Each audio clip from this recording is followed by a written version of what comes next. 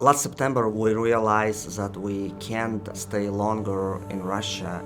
We have 2 small children, and I realized that if I will be arrested or sent to war, they can lose me. So we wanted to find ways to move from Russia, but the problem was that hundreds of thousands of Russians tried to escape the country, and it was just impossible to buy 4 tickets.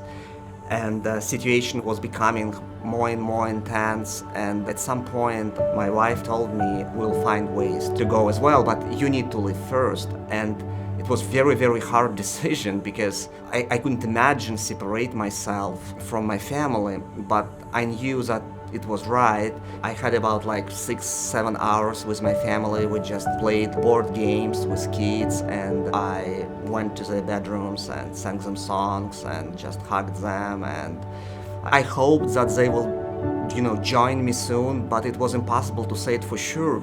So then taxi arrived. I looked back and I saw my wife crying. Then I looked in the window and saw my 8-year-old daughter painting a heart on the window for me. I left Russia.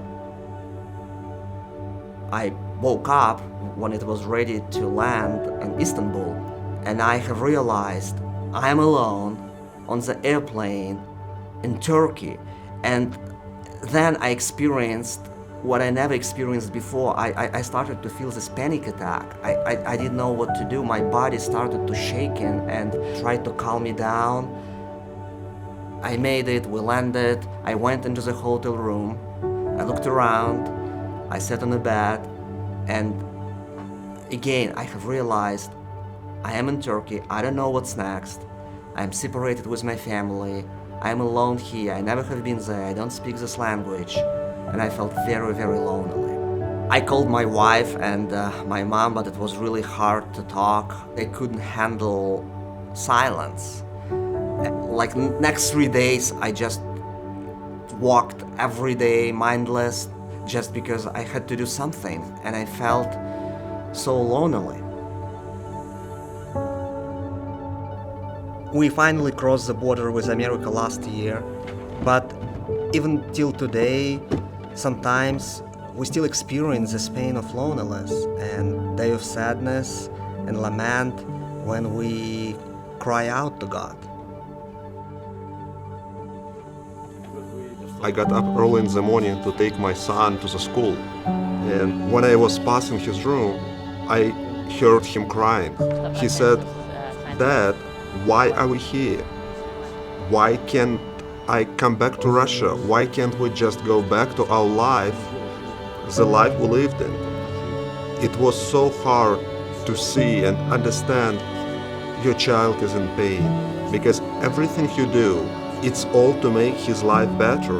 You think about him, you think about your family, but what you do hurts them. We know that healing happens in community, and we are so grateful that Calvary became a place of healing for us.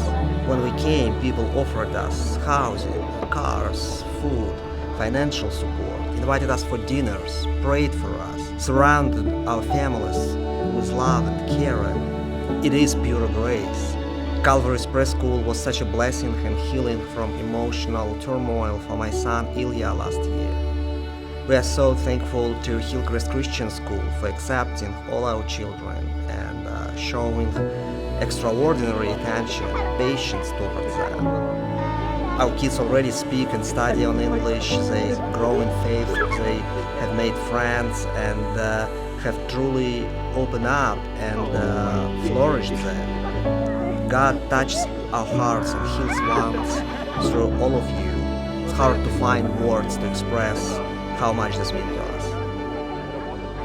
When we're stuck, we're in pain, and when no one understands us, in these moments, you will experience the deepest and most personal conversations with God in your life.